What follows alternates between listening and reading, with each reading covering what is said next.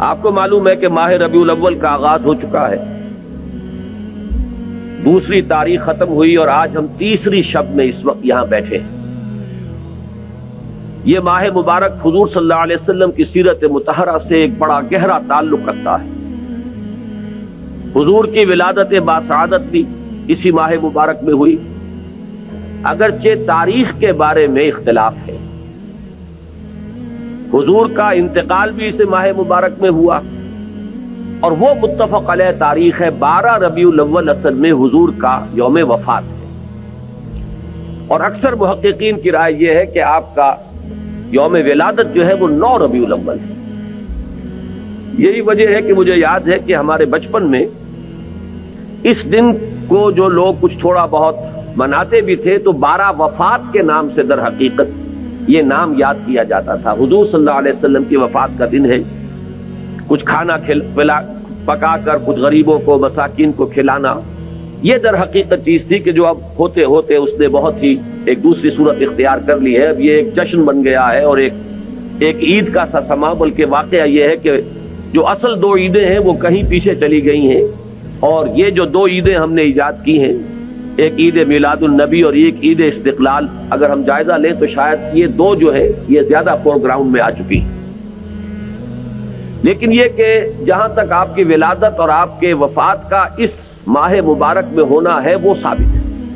مزید برآں حضور کا ورود مدینہ منورہ میں بھی ماہ ربیع الاول میں ہوا ہے۔ اس پہلو سے اگر اس ماہ مبارک میں ہم سیرت النبی کے مطالعے کا ایک خاص موضوع رکھیں، کسی تاریخ کے تعین کے بغیر اس مہینے کی مناسبت سے سیرت مطہرہ پر گفتگویں ہوں، غور و فکر ہو، اور اس میں بھی عملی پہلو سامنے ہو، اتباع کا جذبہ ہو، سمجھنا سمجھانا اس لیے ہو کہ اس پر عمل کرنا ہے، تو یقیناً یہ چیز ہمارے لیے بہت مفید ہوگی اور ہمارے بہت سے امراض کا شاید اس سے مداوع ہو سکے۔ یاخذون بسنتہ ویقتدون بامرہ ثم انہا تخلف من بعدہم خلوف۔ پھر ہمیشہ یہ ہوتا، ہر نبی کا جاننے والوں میں، پہچاننے والوں میں، ماننے والوں میں ہوا ہے، امت محمد بھی مستثنیٰ نہیں ہے۔ یقولون ما لا یفعلون ویفعلون ما لا یؤمرون۔ یہاں نوٹ کیجئے کہ وہ کہتے وہ تھے جو کرتے نہیں تھے، اور کرتے وہ تھے جس کا حکم نہیں۔ عید میلاد النبی کیا حضور کا حکم ہے؟ کیا اس کا کوئی ثبوت صحابہ سے ہے؟ کیا ہم صحابہ کے مقابلے میں حضور سے زیادہ محبت کرتے ہیں؟ لیکن تھا کہ معاملہ ما لا یؤمرون، جس چیز کا حکم ہوا نہیں اس پر عمل ہو رہا۔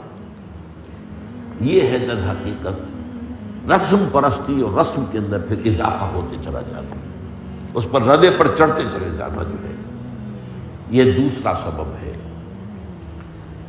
اور اس کا ایک نتیجہ جو نکلتا ہے وہ اسی پر بات ختم کروں گا، اگرچہ ایک اور حدیث جو ہے اس موضوع پر بہت اہم ہے۔ نتیجہ کیا نکلتا ہے؟ جہاں بدعت آئے گی سنت رخصت ہو جائے گی۔ اب نماز جنازہ کی وہ اہمیت نہیں ہوگی، نہ نماز جنازہ یاد کرنی ہے، نہ دعا یاد کرنی ہے، کچھ پتہ نہیں، جا کے کھڑے ہو گئے ہیں، وضو بھی ہے کہ نہیں ہے، لیکن قرآن خوانی میں تو جانا ہی جانا۔ یہ کیوں ہوتا ہے؟ ورنہ یہ کہ نماز کی اہمیت ہوتی، نماز جنازہ کی، آپ اگرچہ عربی نہیں آتی لیکن ترجمہ تو اس دعا کا یاد کر لینا کوئی مشکل کام نہیں ہے، تاکہ کھڑے ہوں دل سے دعا مانگے۔ تو جہاں بدعت آئے گی وہاں سنت جو ہے اس کی حیثیت کم ہو جائے گی، اس کا استخفاف ہوگا یا غائب ہو جائے گا۔